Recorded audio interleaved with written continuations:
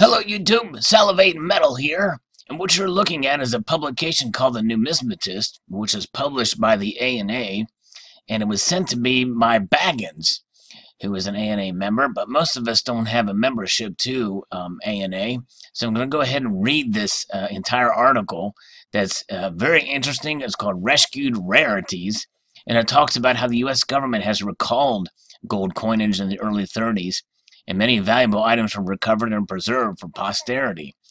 So I'm going to kind of go through this article. It's going to take a little while, but I think we'll find it quite interesting and fascinating, all the information therein.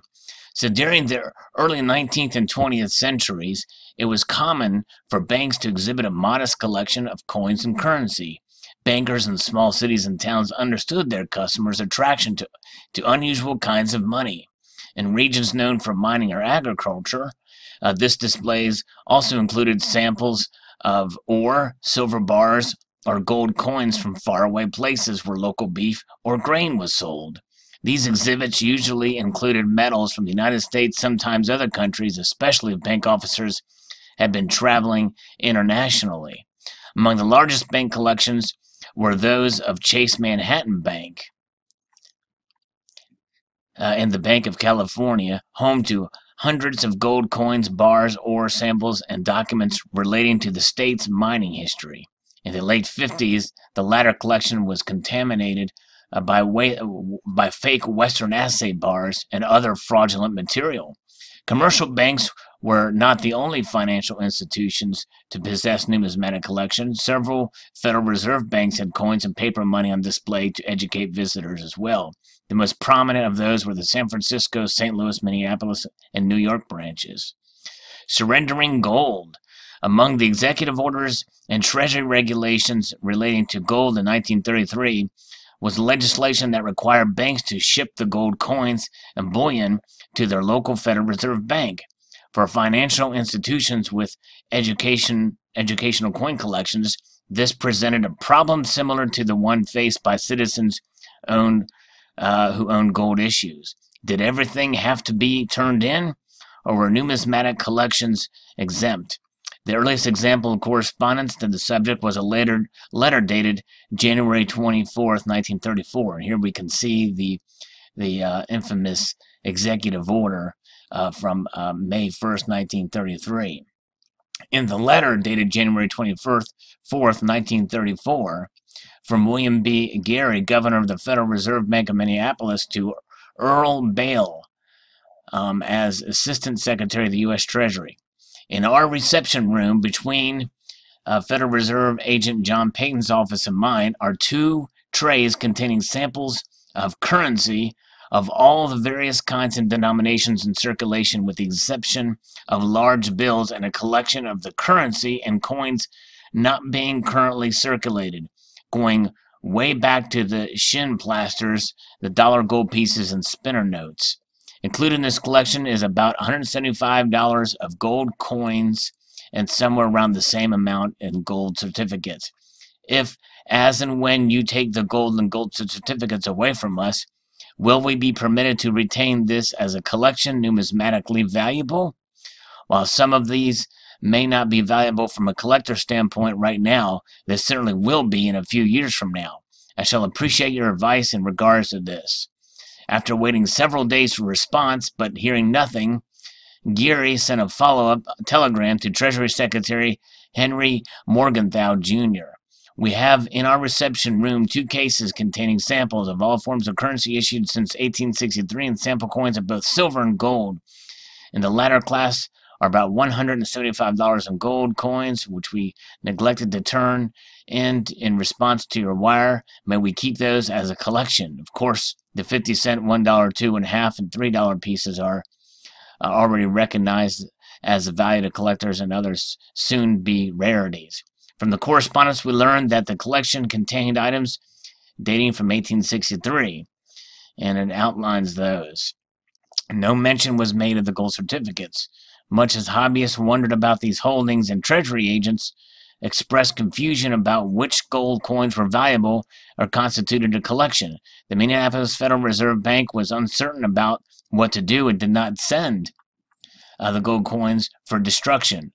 Morgenthau replied on February 16th, stating, "We have given the problem presented by your bank's collection of rare gold coins careful study. We feel that if your bank were to accept a credit for such gold coins at their dollar face value, the government could arrange to leave the collection of gold coins in the custody of your bank and the Federal Reserve agent as a public exhibit." The Minneapolis Federal Reserve Bank quickly agreed, and all seemed to be settled. In 2010, the financial institution's exhibit was closed and its collection was shipped to D.C. However, a follow-up letter from Morgenthau on May 7th proposed a delay in exhibiting the gold pieces. And I won't read that in the interest of time. A slightly edited copy of the letter was sent to San Francisco Federal Reserve Bank in response to President John Calkins Sr.'s question, which was similar to the one posed by the Minneapolis Federal Reserve Bank governor. And again, I'll let you read that on your own in the interest of time. Fortunately, curators of the Smithsonian Institution, managers of FRB Collections Museum, directors, and ordinary collectors were not on the memorandum distribution list. And there we can see the memorandum in the letter showing the Fred Chaffin listed as a valuable gold coin to recover from a Boston FRB deposit. Imagine a collective increase of blood pressure after a quick reading of Freeman's opening opinion, but the law is sometimes not as literal as first glance might imply. It has frequently been held, however, that laws are to be given a sensible construction, and that when the literal application of a statute would lead to absurd results, such application should be avoided. He then mentioned several absurd results of strict interpretation: melting the gold from gold-plated ornaments in government buildings, gold art objects, or rare coins kept by the government for numismatic rather than monetary value.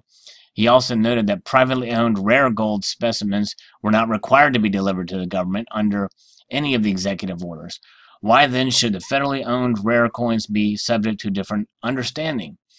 As to the question of purchasing such pieces, the government numismatic use, he noted that Congress regularly applied appropriated funds for this purpose, including the current Treasury Appropriation Act. With weighty matters of common sense properly justified, Acting Superintendent Fred Chaffin from the Philadelphia Mint sent a list of rare gold coins recovered, which is the image you see to the left, from a deposit made at the Boston FRB. Among specimens retrieved were a wide selection of gold dollars, $3 piece, and you can see the inventory there to the left. On January 24th, 1936, the Philadelphia Mint reported recovering 3 California gold coins and 3 1907 double eagles in the deposit from Richmond. 4 days later, the New York Assay Office wrote in a report that had assigned 25 grand worth of rare, unusual double eagles. All of these came from the New York FRB. The $25,000 face value suggested additional specimens had been excluded so that the conveniently totaled could be reported. The New York material was specifically strong in coins dated from the 1850s and represented examples from the Philly and New York and San Francisco mints. The assortment included an extremely rare 1856 O double eagle, presently worth 250 grand or more, in extremely fine condition, and an 1859 O that was one of only 9,100 minted. There was only one Carson City Mint example, an 1882 double eagle, and one Kellogg & Company California $20 gold piece. In fact, only 6 pieces were missing from a complete date mint run of coins from 1850 through 1865. This is a chance occurrence, or had some one long-forgotten collection been redeemed for paper currency? So the Treasury policy, by the end of 1936, it was clear that the Treasury needed some sort of standard policy for procedure to deal with the rare gold specimens, and the mints were pulling from deposits. John Harlan from the Treasury's Office of the General Counsel has been involved in oral discussion with the Mint Director and Treasury staff, and it was decided that all rarities should be sent to the Office of the Treasurer of the United States in Washington, D.C., where they could be examined by the curator of the Smithsonian. Any coins that were desired for the museum's National Numismatic Collection would be retained, with the remainder otherwise disposed of. An internal note from the Assistant Treasury Secretary Daniel Bell to Bernard Bernstein, Assistant to the General Counsel, indicates the approval of this decision was not unanimous. And here we see the letter and the contents of the letter that you can read there. General fund monies. Bell's concern was that all gold was part of the general fund in the United States and should not be sequestered in the Smithsonian Institution, where it might prove very difficult and publicly embarrassing to remove. Alright, well, we're going to stop it right there, and we'll continue with a part 2 of this video. So stay tuned for part 2.